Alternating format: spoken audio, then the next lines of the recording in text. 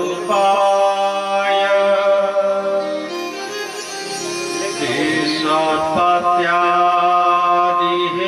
ईश्वरपत्यादिहेतवे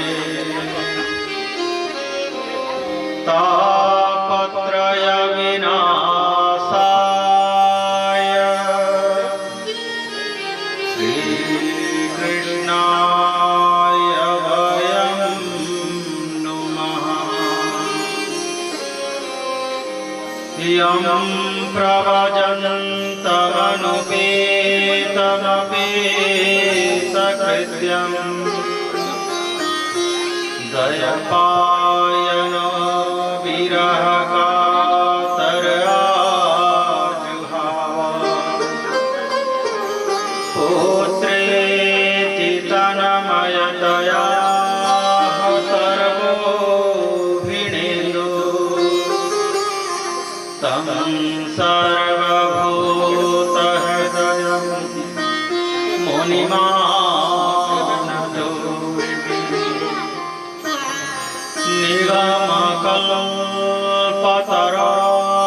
निगमकल्पतरोर्गलितं फलं शुभमुखादमृतद्रवसंयुतं पिबत भागवतं रसमालयम् मुहुरहो रसिका भुवि भावुका। नारायणं नमस्कृत्य नरं चैव नरोत्तमं देवीं सरस्वतीं व्यासं ततो जयमुदीरये। मङ्गल्यां मङ्गलं विष्णुं वरेण्यां मनघं शुचिं नमस्कृत्य ऋषिकेशं चराचरगुरुं हरिं साण्डल्यं ससम्भूतं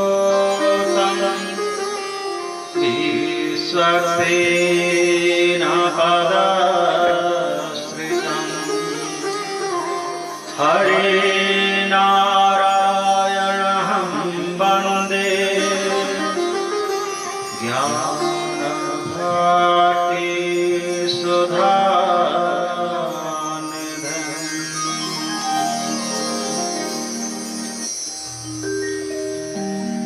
हे गोपाल राधा कृष्ण गोविंद गोविंद। हे गोपाल राधा कृष्ण गोविंद गोविंद। हे गोपाल राधा कृष्ण गोविंद गोविंद। हे गोपाल राधा कृष्ण गोविंद गोविंद। गोपाल राधा कृष्ण गोविंद गोविंद। हे गोपाल राधा कृष्ण गोविंद गोविंद। कृष्ण गोविंद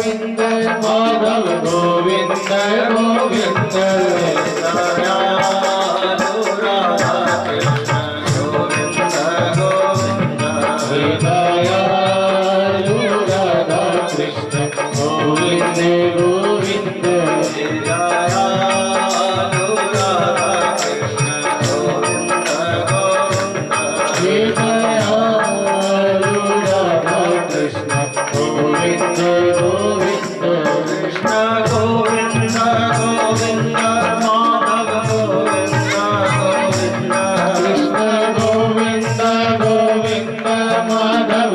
गोविंद गोविंद कृष्ण गोविंद गोविंद माधव गोविंद गोविंद कृष्ण गोविंद गोविंद माधव गोविंद गोविंद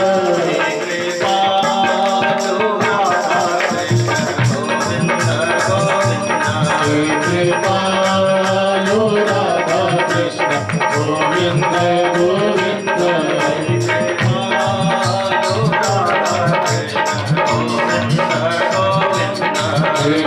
कृपालु राधा कृष्ण गोविंद गोविंद कृपालु राधा कृष्ण गोविंद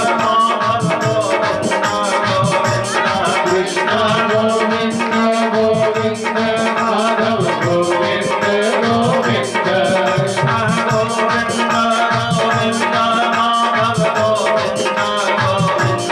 कृष्ण गोविंद गोविंद माधव गोविंद गोविंद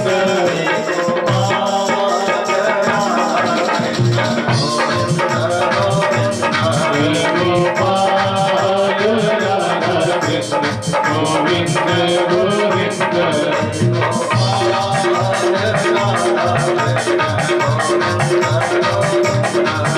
गोपाल राधा कृष्ण गोविंद गोविंद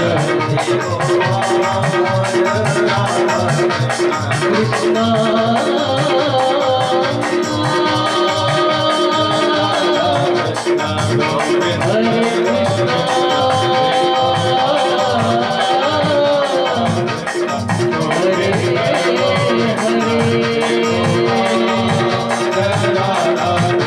हरे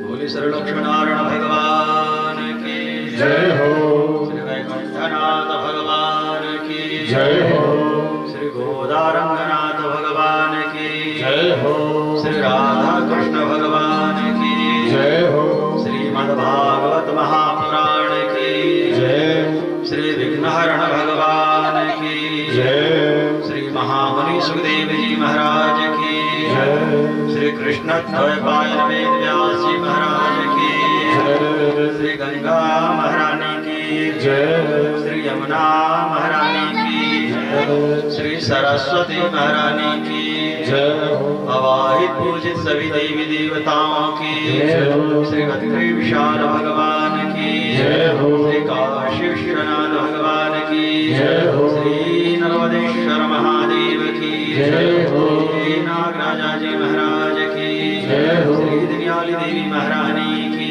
जय हो श्री अन्नपूर्णा महारानी की जय हो संकट मोचन पवन पुत्र हनुमान जी महाराज की सप्ताह ज्ञान यज्ञ की जय हो परम पूज्य स्वामी जी महाराज की जय हो अनंत ब्रह्मांड नियंता जगदाधार अकारण करुणा वरुणालय असरण शरण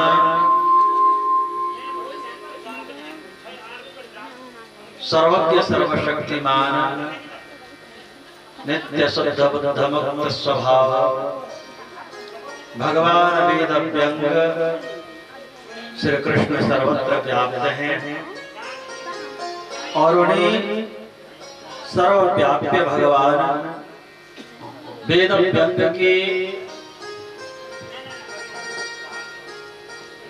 कृपा प्रसाद से उनकी जो वांगमयी मूर्ति है शब्द ब्रह्मा, श्रीमद्भागवत महापुराण की सुपावन कथा, जगत जननी करुणामयी भक्त हृदय आह्लादनी श्री वृंदावन विहारिणी राधा रानी के चरणों में बैठ उनके आंचल का आश्रय प्राप्त करते हुए माता भगवती दिनियाली देवी के चरणों से अलंकृत सुसज्जित ये पुण्यमयी दिनियाली पर्वत, जहां सप्ताह ज्ञान यज्ञ चालक परिचालक स्वामी द्वारा आयोजित ये पुण्यमयी ज्ञान गंगा प्रवाहित हो रही है और सनैह समैह मंद मंद गति से अपने सप्त दिवसीय लक्ष्य की ओर अग्रसर होती हुई ये ज्ञानमयी भक्तिमयी त्रितात्म श्रावणी कलमलहारिणी पतित पावनी कथा गंगा प्रवाहित होती हुई आज अपने तृतीय दिवस में प्रवेश करने जा रही है। कल के पावन प्रसंग में आप श्रवण कर रहे थे आत्मदेव की कथा। गौपुत्र गोकर्ण जी की कथा। मानव जो सदकर्म और दुष्कर्म करता है उसके बंधन में किस प्रकार से वो बंधता है और फिर वो सुकर्म और दुष्कर्म उसे जीने और मरने के लिए किस प्रकार से मजबूर कर देता है। उस प्रसंग में आपने आत्मदेव की कथा श्रवण करी। श्रीमद् भागवत महापुराण के प्रारंभ में भगवान वेदव्यास जी ने सत्य को प्रणाम किया। सत्यम परम धीमहि, सत्य का ध्यान किया, सत्य का शरण स्वीकार किया। जीव चाहे जितना भी पुरुषार्थ कर ले, जितना भी धर्म कर ले, कितनी भी तपस्या कर ले, पर श्रीमद् भागवत महापुराण के कथनानुसार भगवान कपिल मुनि कहते हैं कि जब तक ये जीव ईश्वर के शरणागत नहीं होता, उनके शरण में नहीं जाता, तब तक इस संसार सागर से पार नहीं उतर सकता। शरण में जाना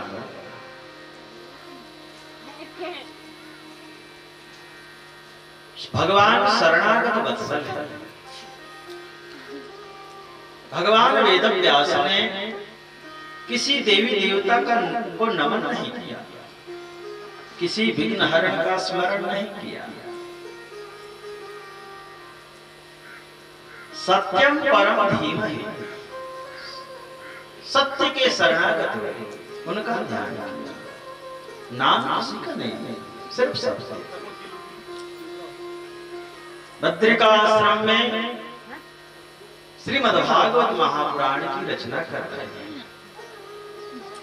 पर बद्रीनाथ का भी स्मरण नहीं किया, सिर्फ सत्य बोला, सत्य परम।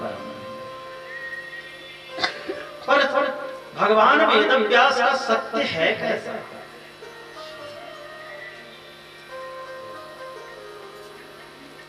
भगवान वेदव्यास का सत्य जन्माद यस्य तोन्वयादितरतश्चार्धेष्वभिज्ञस्वराट्। भगवान वेदव्यास का जो सत्य है, उनका सत्य ऐसा है जिससे सृष्टि उत्पन्न होती है, जिसमें सृष्टि समाहित होती है और जिसके द्वारा सृष्टि की संरक्षण है।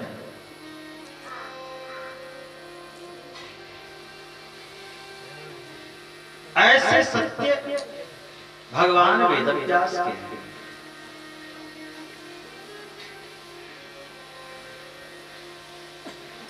भगवान वेदव्यास की जो सत्य है वो स्वराट है। स्वनेव राजते स्वराट, वो अपने प्रभाव से विराजमान है। उस सत्य को किसी और की आवश्यकता नहीं है।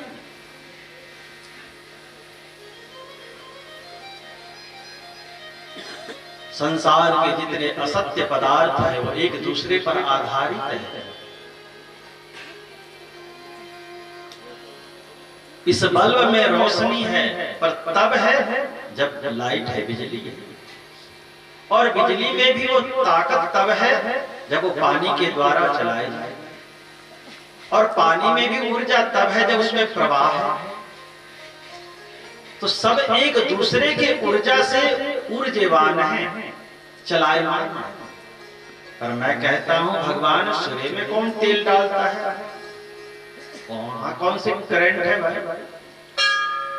जो 13 करोड़ किलोमीटर दूर हो करके भी पूरे संसार को चकाचौंध कर रहे हैं? वहां तो कोई तेल डालने नहीं जानता। तो स्वनेव राजते, सूर्य भगवान अपने प्रकाश से प्रकाशित हैं, उन्हें किसी के प्रकाश से कोई लेना देना नहीं। इसलिए हम भगवान सूर्य को परमात्मा कहते हैं। चक्षुः सूर्यो अजायत, ये भगवान के नेत्र हैं।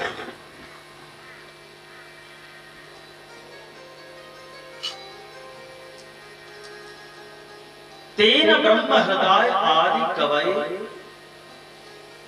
वो सत्य। भगवान वेदव्यास का सत्य कैसा सत्य? आदि कवि अर्थात ब्रह्मा जी। तेन अर्थात उस सत्य ने आदि कवि ब्रह्मा जी के हृदय में जिसने ज्ञान की स्थापना की,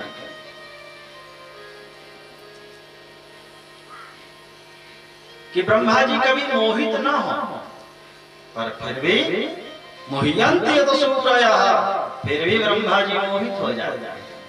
4 सर्दियां, पर फिर भी उस सत्य की माया ऐसी है कि मोह्यन्ति यत सूरयः, देवता सहित ब्रह्मा जी भी मोहित हो जाते।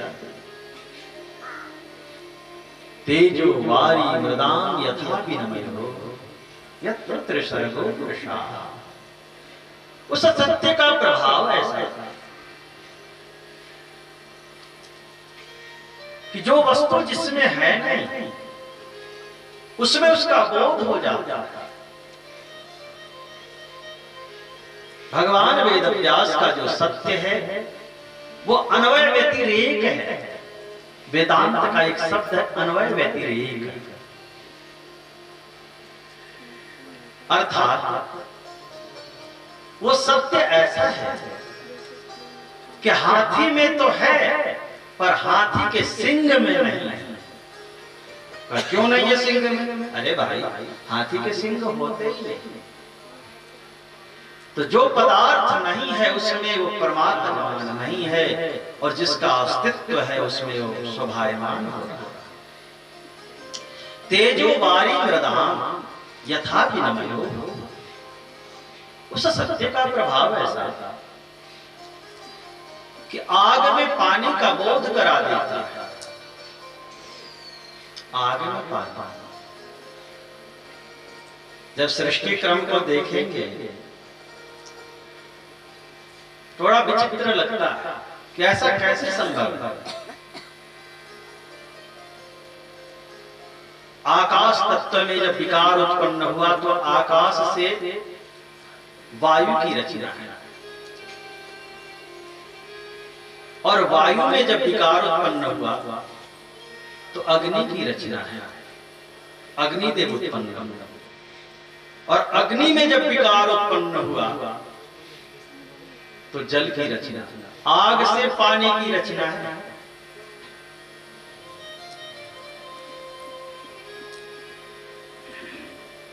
विकार मतलब नहीं समझते होंगे, विकार उसको कहते हैं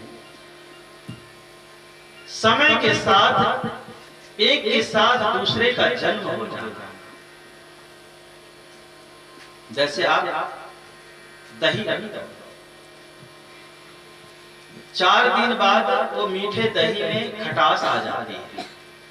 खटाई किसी ने डाला नहीं, नींबू निचोड़ा नहीं, पर वो खट्टा हो कैसे?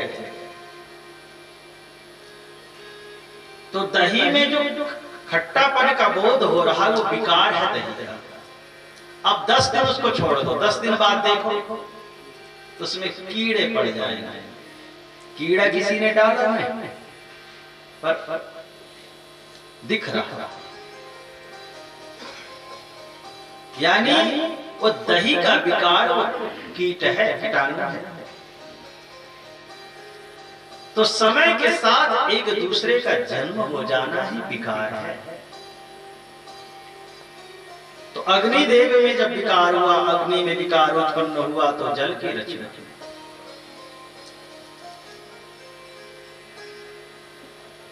और जल में जब विकार उत्पन्न हुआ तो पृथ्वी की रचना। इस प्रकार से पंच महाभूत की सृष्टि किया परमात्मा ने। तो उस भगवान की ऐसी माया है कि जो वस्तु असंभव है उसको संभव कर रहे हैं भगवान। पानी में आग का बोध करा देना और आग में पानी का बोध करा देना उस मायापति की माया है। कहते हैं जो लोग रेगिस्तान जाते हैं, उस रेतीले जमीन पर जब जहां तक निगाहें जाती है दोपहर में तो लगता है कि पानी ही पानी है, तालाब ही तालाब है, और जाते जाओ तो कहीं एक बूंद पानी नहीं, 1000 फीट नीचे जमीन में भी पानी नहीं, पर लगता है कि पानी ही पानी है। पानी में आग का बोध करा देना वो तो हर कोई देखता होगा। अरे भाई भाई, जब 2 बादल आपस में लड़ता है तो वज्रपात हो जाता है, बिजली गिरती है, जिसको आप कहते हैं चढ़ पड़ी। तो वो बिजली क्या है? आग ही तो है। लोग उससे जल जाते हैं, जिस पेड़ पौधे पर गिरे तो उसको जला देते हैं। और बादल क्या है? पानी है। तो पानी में आग है कि नहीं है? तो उस भगवान की माया ऐसी है। यत्र सर्गो पुरुषाः, यद्यपि ये सृष्टि स्थिति और प्रलय तीनों मिथ्या है, पर किसी को लगता है कि संसार झूठा है, सबको लगता है सच है।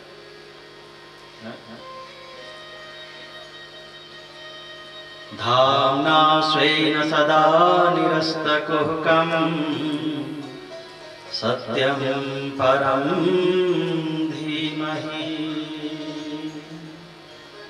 भगवान वेदव्यास के सत्य इस प्रकार के सत्य थे, यानी पूर्ण ब्रह्म का वह स्मरण कर रहे हैं जो सबसे ऊपर है, उससे ऊपर कुछ है ही नहीं।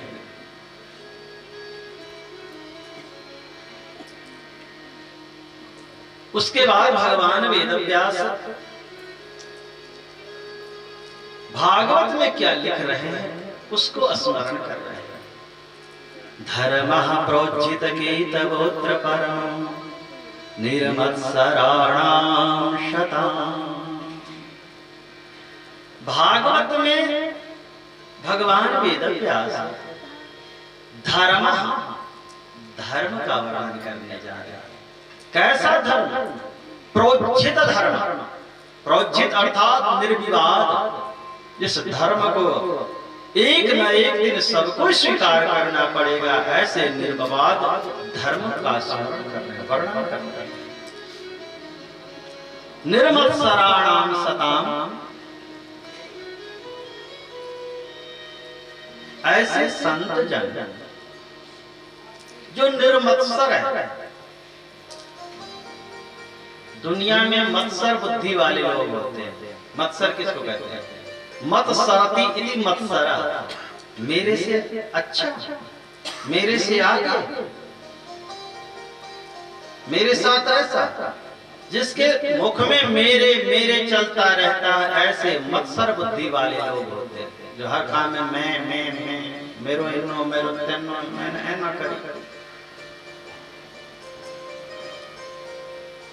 जो मैं करता रहता, मैं इतना कमा लिया, मैं इतना तरक्की कर लिया, मेरे आगे कौन है, मुझसे बड़ा विद्वान कौन, मुझसे बड़ा ज्ञानी, जो मैं लगा जिसकी जिंदगी में, समझ लो उसके जीवन में, उसकी बुद्धि मत्सर बुद्धि है, उसके बुद्धि में एक मच्छर है। और संतों के दिमाग में ऐसी बुद्धि नहीं होती, ऐसी बुद्धि होती नहीं। हमारे यहाँ तो अपने भी करें तो श्रेय भगवान को दे देते हैं। कभी कभी हमसे लोग पूछ देते हैं कि महाराज जी आप यहाँ आए से पहले कुछ यहाँ नहीं था, सब आपने बनाया। मैंने कहा ना, हम तो नौकर हैं, बनाने वाले तो मैया बैठी हैं, हम तो मुनीम हैं, उसने जैसा चाहा हमने वैसा किया। वास्तव में सच्चाई भी यही है। जीव तो आज यहाँ कल वहां परसों मृत्यु, वो पहले भी बैठी थी, आगे भी वही बैठी रहेगी। हम तो आए, मर के चले जाएंगे, फिर मैं की क्या बात पड़ी? नौकर तो आते जाते रहते, क्या फर्क पड़ता है मालिक को?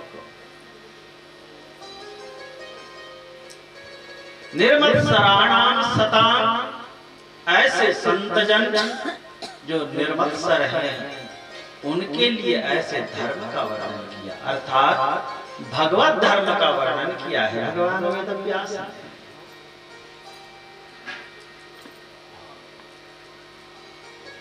वास्तव शिवदम अर्थात कल्याणकर, जो सबका मंगल चाहने वाला है, ऐसे प्रसंगों को भगवान वेद व्यास व्यक्त कर रहे हैं। तापत्रयोन मूलना, जो दैहिक दैविक भौतिक तीनों तापों का उन्मूलन, जड़ से ही नष्ट करने की जिसमें क्षमता है, ऐसी कथा का वर्णन करने जा रहे हैं।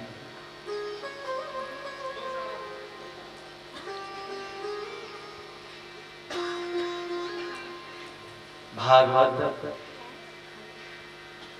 कल के प्रसंग में हमने कहा था कि भागवत किसको कहते हैं। सीधे शब्दों में समझो कि जो भगवान का है वो भागवत है।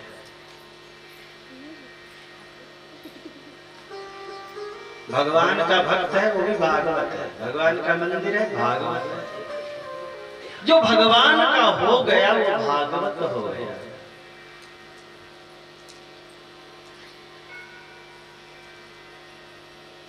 सौनक जी ने सूत जी से पूछा, हे पूज्यपाद, श्रीमद्भागवत महापुराण की रचना कब और किसने किया, कृपा करके बताइए। सूत जी कहते हैं, सौनक जी, नैमिषारण्य में कथा हो रही है, श्रोता ने जिज्ञासा व्यक्त किया, तो सूत जी बकता है, श्रीमद्भागवत महापुराण वैसे तो अनादि है, क्योंकि सर्वप्रथम भगवान ने ही इसे ब्रह्मा जी को दिया था, पर धराधाम पर आने की इसकी परंपरा है। शिष्यै प्रशिष्यै शाखा, एक शिष्य के द्वारा दूसरे शिष्य को प्राप्त होना, ये परंपरा का गुरु परंपरा। शनैः शनैः धीरे धीरे अखंडमेवा, बिना रुके अवतरण इस धरती पर पहुंचे। ये कथा धीरे धीरे सर्वप्रथम भगवान ने ब्रह्मा जी को प्रदान किया, ब्रह्मा जी ने देवर्षि नारद को दिया, और जब भगवान स्वयं कला अवतार धारण करके अर्थात व्यास बन करके आए। भगवान वेद व्यास का पूरा नाम था बादरायण कृष्ण द्वैपायन वेद व्यास, जिनको हम वेद व्यास कहते हैं उनका पूरा नाम था बादरायण कृष्ण द्वैपायन वेद व्यास। बादरायण इसलिए नाम पड़ा उनका क्योंकि बद्री का आश्रम में रहते हैं, बद्रीनाथ से ऊपर व्यास गुफा है, तो इसलिए उनका नाम बादरायण है। बद्रीनाथ बेर और बद्री नाम लक्ष्मी। एक तो वो बेर का जंगल था, अभी भी कहीं कहीं वो बेर के हैं, कुछ विलक्षण किस्म का वो बेर है, बहुत कम कम वृक्ष रह गया है। तो बद्री नाम लक्ष्मी, तो लक्ष्मी जी स्वयं जहां जंगल के रूप में विराजती हैं भगवान को आनंद प्रदान करने के लिए बेर के रूप में। तो ऐसे बद्री वन में भगवान वेद व्यास भी विराजते हैं। बद्री वन में रहने के कारण उनका नाम बादरायण पड़ा। बद्री नाम बेर तेसाम अयनम करोति बादरायण, उसमें उनका निवास स्थान है। कृष्ण इसलिए उनका नाम पड़ा कृष्ण कर्षणे, अर्थात ये कर्षण करने का काम करते हैं। पापात जीवान कर्षति संसारात जीवान कर्षति, ये पाप से जीव को निकालने का यत्न कर रहे हैं, खींचना चाहते हैं कि पाप में मत जाओ, संसार में मत जाओ, उससे वो खींच करके भगवान में लगाना चाहते हैं, पाप से खींच करके पुण्य में धर्म में लगाना चाहते हैं, इसलिए इनका नाम कृष्ण पड़ा। द्वैपायन, द्वैपायन इसलिए इनका नाम पड़ा क्योंकि द्वीरगता आपो यत्र तत्र स्थानम द्वीपः उच्यते, जहां दो तरफ से जल प्रवाह हो और बीच में कोई जगह खाली हो तो उस स्थान को द्वीप कहते हैं। एक तरफ से सरस्वती जी बहती हैं और दूसरी तरफ से अलकनंदा जी बहते हैं। द्वीरगता आपो यत्र ततस्थानं द्वीपः उच्यते तेषाम् अयनं करोति इति द्वैपायनः।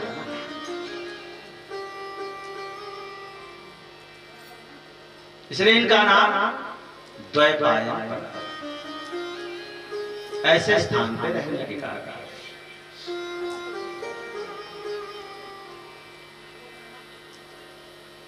लास्ट इनका नाम है वेद व्यास। वेद के विस्तार को इन्होंने कई भागों में बांटा और अपने शिष्यों प्रशिष्य के द्वारा एक परंपरा चलाई। वेद का शब्द संस्कृत में अधिकतर वेद मतलब ज्ञान होता है, बोध होता है, बोध। ज्ञान की परंपरा को सर्वसुलभ हो सके उसके लिए भगवान वेद व्यास ने प्रयास किया, उसको सरल और सूक्ष्म भी किया। व्यास की उपाधि, व्यास शब्द संस्कृत में हम विस्तार को कहते हैं। इनके ज्ञान इतने विस्तृत हैं कि इनके आगे कुछ है नहीं, क्योंकि स्वयं भगवान नारायण के ही अवतार हैं, कला अवतार हैं।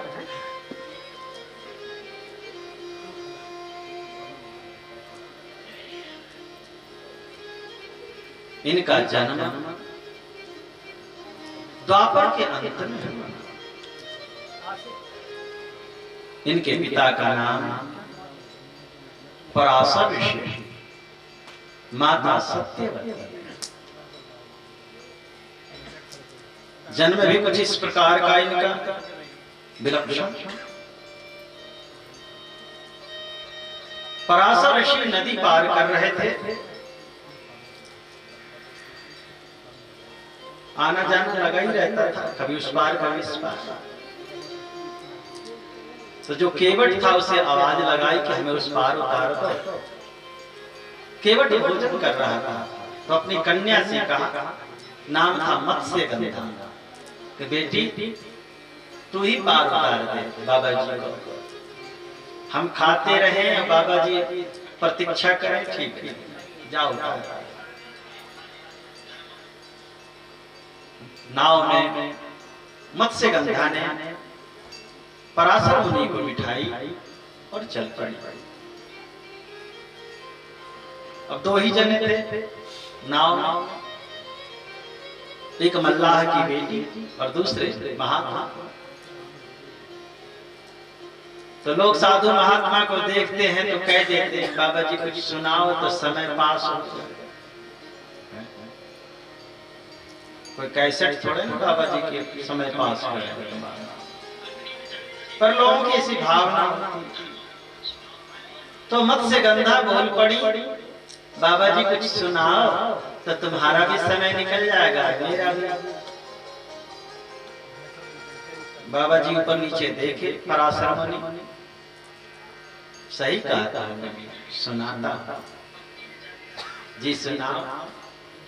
क्या नाम है तुम्हारा? मत्स्यगंधा। ये कैसा नाम है? बाबा जी दरअसल हमारे शरीर से ना सड़े हुए मछली की बदबू आती रहती है। मैं कितना भी नहा लूं, धो लूं, कुछ भी कर लूं, कोई भी इतर फुलेल लगा लूं, वो मछली की बदबू आती है। तो मेरे पिता ने मेरा नाम है मत्स्यगंधा रख दिया, मछली की बदबू वाली। बहुत ठीक है। अब बाबा जी आगे सुनाओ, नाम तो पूछ लिया, का आगे ये बात है कि हे मत्स्यगंधा, हम तुम्हारे गर्भ से एक संतान उत्पन्न करना चाह रहे हैं। तुम्हारे गर्भ से एक बच्चा मैं पैदा करना चाहता हूं। अब बाबा जी ये क्या बोल रहे हो? जो हमने कहा वो तुम सुन चुकी हो, बताओ इसके लिए राजी हो? बोले बाबा जी कहाँ की बात कर रहे हो? मैं कुंवारी लड़की, मेरे विवाह शादी कुछ नहीं, कदाचित विवाह भी मैं कर चुकी होती तो ये कार्य तो पति का होता, ऐसा थोड़े ना कि कोई भी कर ले, उचित नहीं। और कोई समस्या? बाबा जी एक तो दोपहर का समय, भगवान सूर्य नारायण देख रहे हैं, कर्म साक्षी सूर्य देख रहे हैं। और कोई समस्या? ना तो कर रही हूं, पर ना का कारण तो होना चाहिए। तो बाबा जी कहाँ आप महात्मा तपस्वी ऋषि, शरीर से सुगंध फैल रही है, और कहाँ मैं मछली की बदबू फैलाने वाले। कहीं बैठ जाऊं 10 लोगों के बीच में तो लोग नाक बंद कर लेते, कैसे आप स्पर्श करोगे? और कोई समस्या? का बाबा जी कदाचित आपकी बात मान भी लूं तो मैं गर्भवती हो जाऊंगी, कुंवारी हूं, उस बच्चे को कैसे ढोऊंगी, समाज में जीने लायक न रहूंगी, मेरा पिता तो आत्महत्या कर लेगा। उस गर्भ को कैसे लेकर चलूंगी समाज में? लोग पूछेंगे तो क्या जवाब दूं? ये समाज की रीत नहीं है कि कोई कुंवारी कन्या मां बन जाए।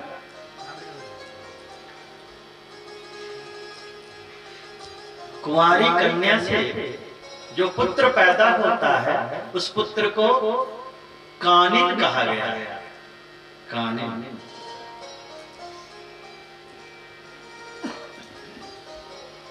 कानिन की न जाने कितने हुए होंगे, पर हमारे धर्म शास्त्रों में 2 कानिन पुत्र जिनकी मां कुंवारी थी और बच्चा हुआ, बड़े प्रतापी हुए। एक तो भगवान वेदव्यास सिंह हैं और दूसरे कर्ण।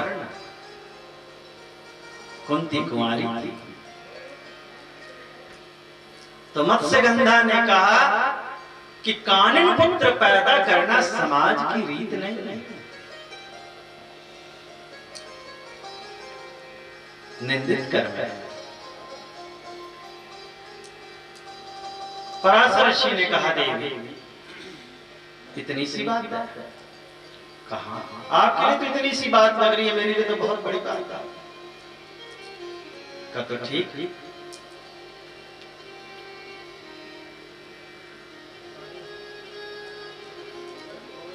मत्स्यगंधा के शरीर को जैसे ही पराशर ऋषि ने स्पर्श किया कि वैसे उसके शरीर से जो मछली की बदबू आती थी वो बंद हो गई और खुशबू फैलने लगी। 4 योजन तक उसकी शरीर की खुशबू फैलने लगी।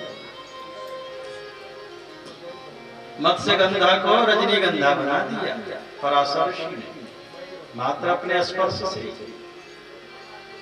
और नाम रखा सत्यवती। अब तुम मत्स्यगंधा नहीं हो, सत्यवती के नाम से तुम्हारी ख्याति हो। हे देवी, अब दूसरी समस्या यह है कि भगवान आदित्य सूर्य नारायण देख रहे हैं, तो हाथ उठाया तो भगवान सूर्य नारायण छुप गए। लो, अब भगवान सूर्य नारायण भी नहीं देख रहे हैं। अब तीसरी समस्या यह है कि तुम मां बनोगी, गर्भवती हो जाओगी तो उसे कैसे धोगी, समाज को कैसे मुख दिखाओगी? तो हे देवी, इसी समय तुम गर्भ धारण करोगी और जब तक नाव नदी के उस पार पहुंचेगी तब तक ये गर्भ पूर्ण हो जाएगा। 9 महीने तक तुम्हें अपने गर्भ में उस बच्चे को नहीं रखना पड़ेगा। जितने समय इस नाव को नदी पार करने में व्यतीत होगा, उतने समय में वो गर्भ पूर्ण हो जाएगा। और जैसे नाव उस पार लगेगी तुम्हारा प्रसव भी हो जाएगा। और प्रसव होने के बाद तुम्हें उस बच्चे को दूध पिलाना नहीं पड़ेगा, न लालन पालन करने पड़ेंगे। तो का उसे मैं अपने साथ ले जाऊंगा, तो आप पालोगे, आप दूध पिलाओगे, कहां से लाओगे? का वो 5 वर्ष की अवस्था का वो बालक हो जाएगा, उसे दूध की आवश्यकता ही नहीं। मैं उंगली पकड़ूंगा और हाथ पकड़ के ले जाऊंगा।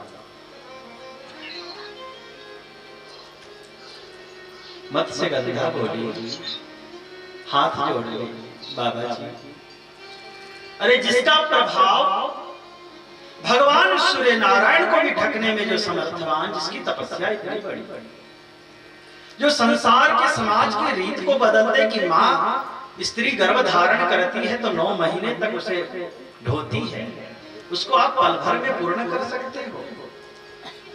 बच्चा जन्म लेते ही 5 वर्ष का हो जाए, जो अनहोनी को होनी कर दे, जो असंभव को संभव करने में समर्थवान है, तो बाबा जी ये कर्म करना ही क्यों चाहते? क्यों तपस्या अपनी भंग कर रहे हैं?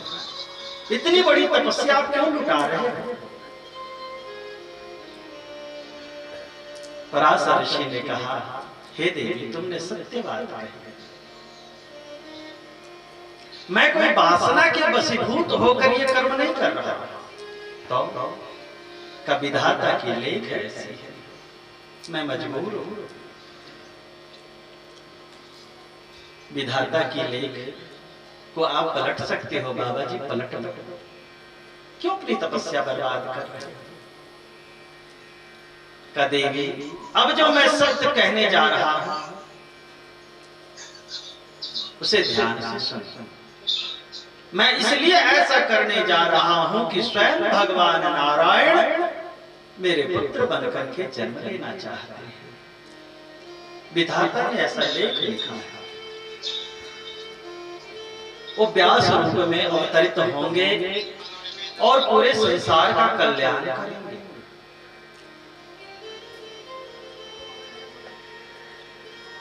मत्स्यगंधा सत्यवती ने जब सुनी ये बात कि उसके गर्भ से स्वयं भगवान जन्म लेंगे, ऐसी कौन अभागन मां होगी, ऐसी कौन स्त्री होगी, ऐसी कौन कन्या होगी जो सहज में अपने भगवान को अपना पुत्र न बनाना चाहे। आंखों से आंसू बहने लगे मत्स्यगंधा के।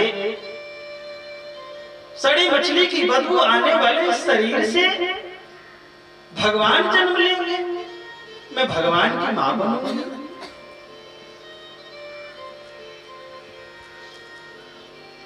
इस प्रकार से भगवान वेदव्यास का जन्म हुआ। भगवान वेदव्यास जगत कल्याण के लिए हमने कहा कि उनके नाम के साथ एक कृष्ण शब्द लगा है। संसार के पापों का कर्षण करके धर्म में लगाने की उनकी भावना है, लक्ष्य है। सो पूरे जिंदगी उपदेश ही उपदेश करते रहे। पर जो भी रचना करते हैं अंत में उनका अपना स्वयं का हृदय कह देता है कि आने वाले समय अर्थात कलयुग के प्राणियों का उद्धार इससे संभव नहीं है। जीवाश्च असुरतां गतः क्लेशाक्रान्तस्य तस्यैव शोधने किं परायण। कलयुग के लोग देखने के मानव पर हृदय से तो असुर है, राक्षस है। सो भगवान वेदव्यास रचना करते हैं पर संतुष्ट स्वयं नहीं होते। जैसे कोई माता बहुत लोगों के खाने के लिए रोटी बनाती हैं तो बार बार रोटी को देखती हैं कितने में तो हो जाएगा, फिर करें शायद ना हो, कहीं कम पड़ गई तो सोचती है क्या करूं, फिर गूंद के बनाओ। यानी दुविधा में पड़ी रही, कभी लगी हो जाए, कम पड़ गई तो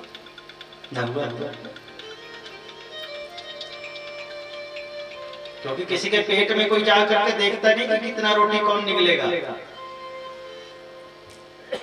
भगवान वेदव्यास रचना करते हैं, वेद शास्त्र का वर्णन कर रहे हैं, पर संतुष्टि स्वयं नहीं होती। शायद कलयुग के प्राणियों का उद्धार इससे ना हो, दुखी हो जाता।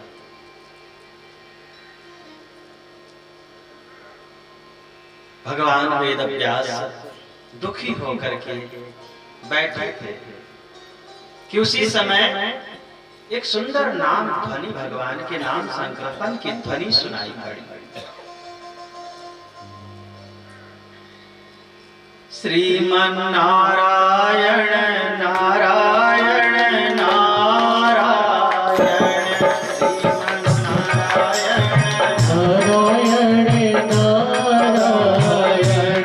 श्रीमन नारायण नारायण,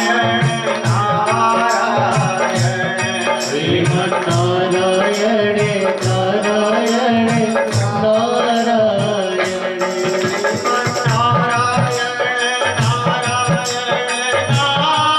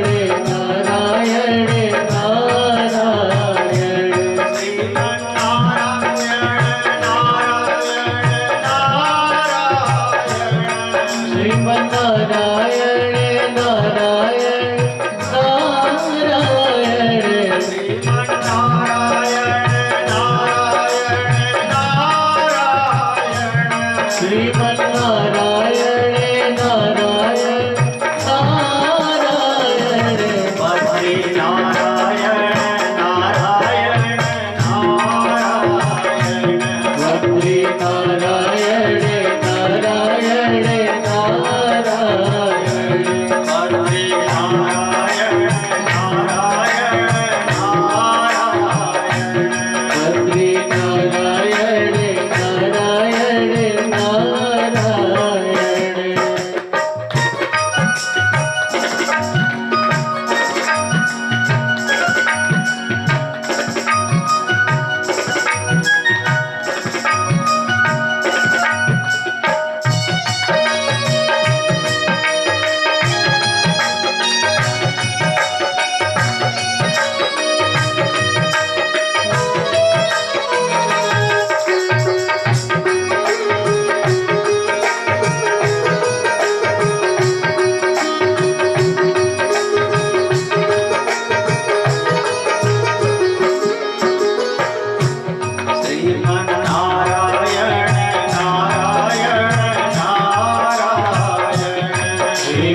श्रीमन्नारायण नारायण नारायण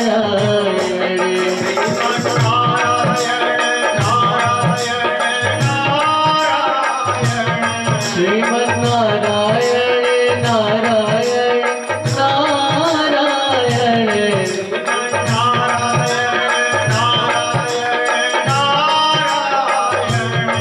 श्रीमन्नारायण नारायण नारायण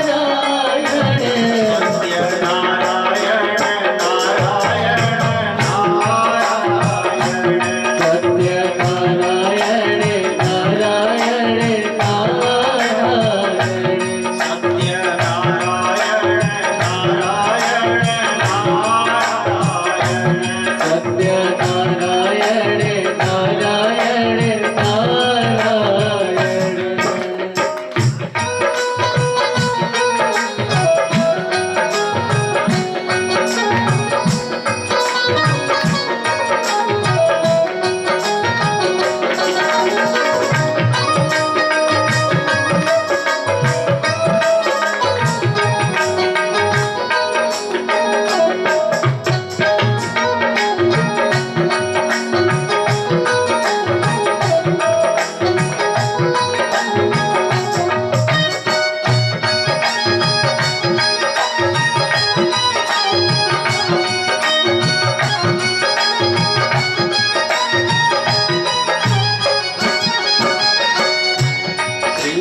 श्रीमन्नारायण नारायण नारायण श्रीमन्नारायण नारायण नारायण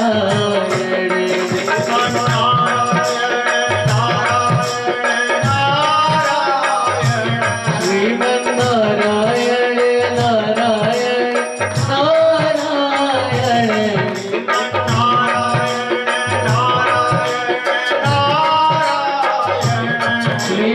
श्रीमन्नारायण नारायण नारायण राम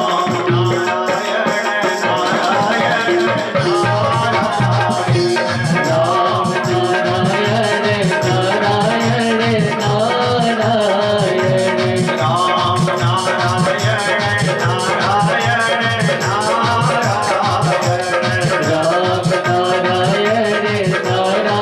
नारायण नारायण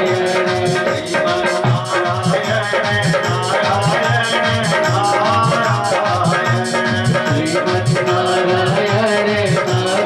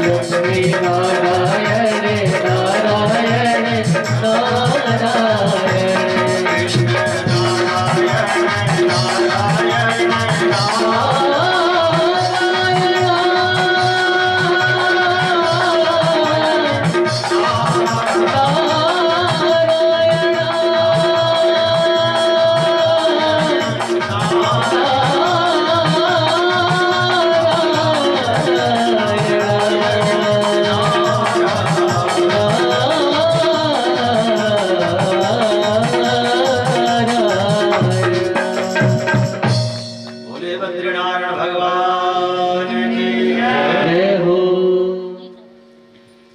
भगवान वेदव्यास मुंह लटका करके बैठे थे, सोच रहे क्या करूं। सारी जिंदगी लिखते लिखते व्यतीत हो गई, पर मन को शांति नहीं मिल रही।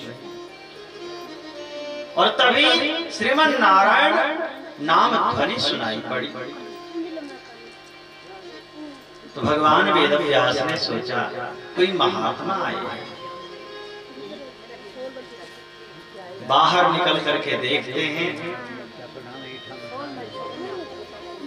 तो देव ऋषि नारद जी विराजमान हो रखे, साथ में तुम्बरु नाम का गंधर्व है। स्वागत पूर्वक उन्हें बिठाए। भगवान वेदव्यास ने नारद जी को अर्घ आचमन दिया, आसन दिया। जब सुखपूर्वक बैठ गए, देव ऋषि नारद जी तो व्यास जी की तरफ देख करके मुस्कुराए और बोल पड़े, पराशर्य महाभागा भवता कश्चिदात्मना परितुष्यते शारीरा आत्मा मानसैव वा। हे पराशर नंदन व्यास जी, आप बाहर से तो मुस्कुरा रहे हैं मुख से, पर हृदय से आप प्रसन्न नहीं, दुखी लग रहे हैं। व्यास जी ने कहा, आपको कैसे पता कि मैं भीतर से दुखी हूं और मुख से मुस्कुरा रहा हूं? नारद जी ने कहा, परितुष्यति शारीरा आत्मा मानस एव वा। भला आपको क्या समझाना? हे वेदव्यास जी, जब मन में कोई पीड़ा हो ना, कोई कितना भी मुस्कुराने की कोशिश करे, हंसने की कोशिश करे, पर समझने वाले समझ लेते हैं कि जबरदस्ती हंस रहा, समझ लेते हैं कुछ छुपा रहा है। आंखें बता देती है, शरीर का प्रत्येक अंग दुख के समय में कुछ और होता है, इसलिए समझने वाले समझ लेते हैं। और ठीक उसी प्रकार से जब मन प्रसन्न हो, कोई कितना भी छुपाए कि लोगों को पता न लगे कि आजकल क्यों नहीं फूले समा रहा, कहीं से कुछ हुआ तो नहीं, कहीं लॉटरी तो न लग गई, कहीं से कुछ हड़प के तो न ले आया ये। आजकल खुद खुदक खुदक के चल रहा, मन में लड्डू फूट रहा, जगो कोई बात है। तो समझने वाले उसको भी समझ लेते हैं। कोई अपनी खुशी को चाहे जितना छुपा ले, आयकर विभाग वाले पहुंच जाते हैं। इसलिए हे वेदव्यास जी, आप अंतःकरण से, हृदय से दुखी, प्रसन्न नहीं। हमें देखकर आप मुस्कुरा जरूर रहे हैं, अपने दुखों को छुपा रहे हैं, पर आप प्रसन्न नहीं, सुखी नहीं। भगवान वेदव्यास जी ने हाथ जोड़कर कहा, हे पूज्यपाद, जब आपने मुझे बाहर से देख लिया कि ये पराशर नंदन दुखी है, तो आप तो मेरे हृदय में भी जा सकते हैं, तो हृदय में जाकर देखिए कि पराशर नंदन क्यों दुखी है, क्यों दुखी है, और उस दुख का निवारण भी करिए। जब कोई वैद्य नब्ज देख करके जान लेता है कि ये व्यक्ति बीमार है, तो ये भी बताता है कि कौन सी बीमारी है, और बताता ही नहीं, फिर उसका उपचार भी करता है, दवा भी देता है, औषधि देता है। तो आपने नब्ज देख करके समझ लिया कि ये पराशर नंदन भीतर से थोड़ा अस्वस्थ है, अशांत है, प्रसन्न नहीं। तो आप उसका कारण भी बताइए और उसका उपचार भी कीजिए। नारद जी कहते हैं, हे वेदव्यास जी, आप अभी ऋणी हो, कर्जदार हो, और जो ऋणी व्यक्ति होता है किसी का कर्जदार होता है, अगर उस कर्ज को समझ रहा है तो उसे शांति नहीं मिलती है।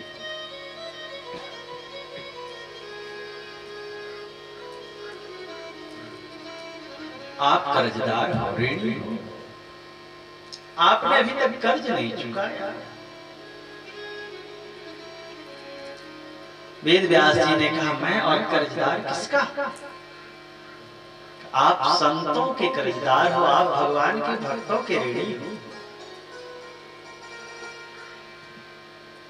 हे व्यास जी, आपने जगत कल्याण के लिए बहुत कुछ किया, बहुत कुछ लिखा, सारी जिंदगी उपदेश करते रहे, पर आपने अपनी कोई ऐसी रचना नहीं करी जिससे भगवान के भक्त प्रसन्न हो,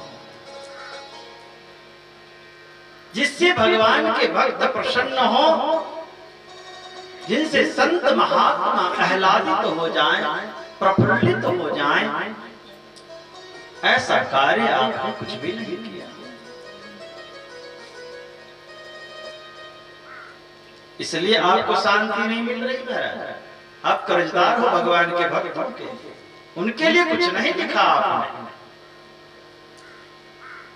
नारद जी कहते हैं, वेद व्यास जी, मुझे देखिए, संतों की कृपा से ही, महात्माओं की कृपा से ही मैं आज देवऋषि नारद बना बैठा हूं। जानते हैं, पूर्व जन्म में मैं एक दासी पुत्र था, नाम था उपबरहन।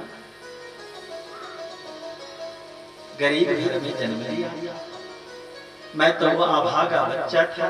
नारद जी अपने पूर्व जन्म की कथा सुनाना प्रारंभ कर दी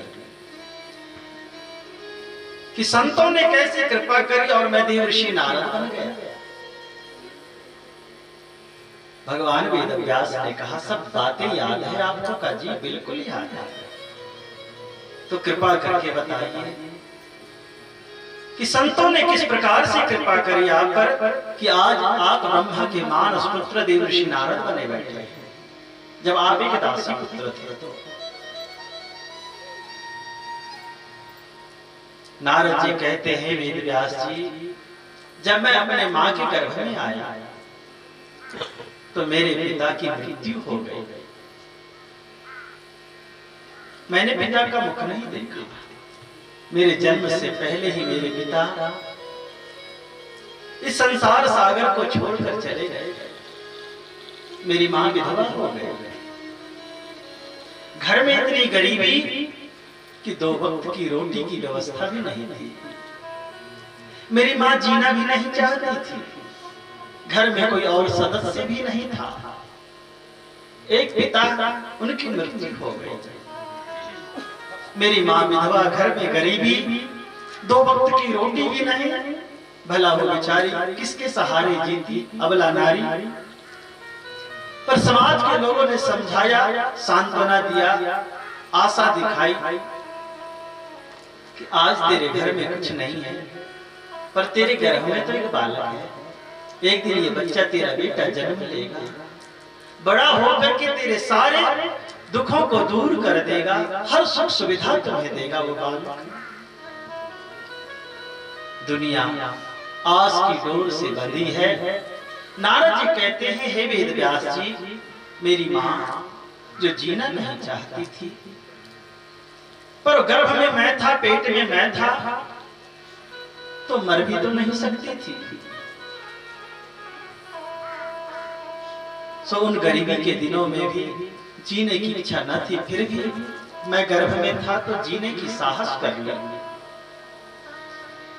समय आने पर मेरा जन्म हुआ। मेरी माँ मेरे लालन पालन में सब कुछ भूल गई। घर घर में जा करके बर्तन मांजती, झाड़ू पोछा लगाती, जो कुछ रूखा सूखा मिले उससे अपना भी और मेरा भी गुजारा करती, मेरा लालन पालन करती।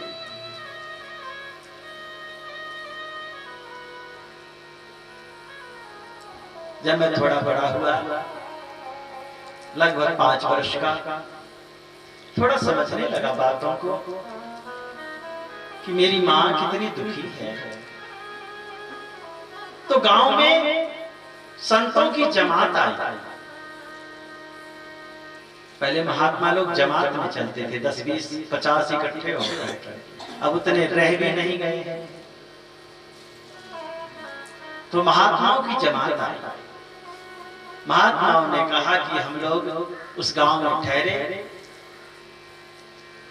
और जो भी श्रद्धालु थे वो सब इकट्ठे हुए। तो सबके बीच में महात्माओं ने कहा हम लोग यहाँ 4 महीना रहना चाहते हैं, यहीं तपस्या करेंगे।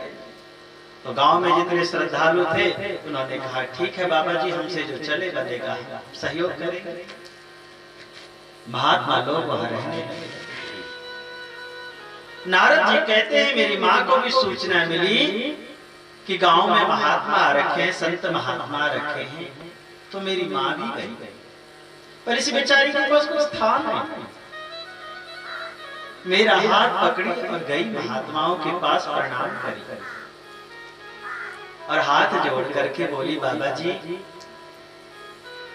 इस गांव की एक अभागन नारी मैं भी, विधवा नारी।